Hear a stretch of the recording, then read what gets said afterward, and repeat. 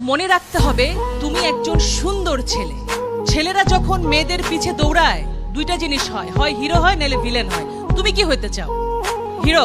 Villain হইতে চাইলে কি হবে জানো? পিছে পিছে দৌড়াবা, ওই যে পুলিশ এসপি সে ধরে নিয়ে আবার একটু পেদানি দিবে, মেয়েকেও পাবা না, মাইরও খাবা। ভাই ভালোই তো বাসছিলে, তুই কি দোষ করলাম, তাই না? তার মানে দোষটা কোথায়? তা ওয়ে তুমি রাস্তায় দাঁড়িয়ে শীষ বাজাবা, তুমি ভদ্র হয়ে দাঁড়াও, তুমি তাকায় দেখো, মেয়েটাকে তাকায় না দেখলে মেয়েটা কিন্তু হার্ট অ্যাটাক করে মরে যাবে, যে তাকাই না ছেলেরা আমার দিকে, ঘটনা কি?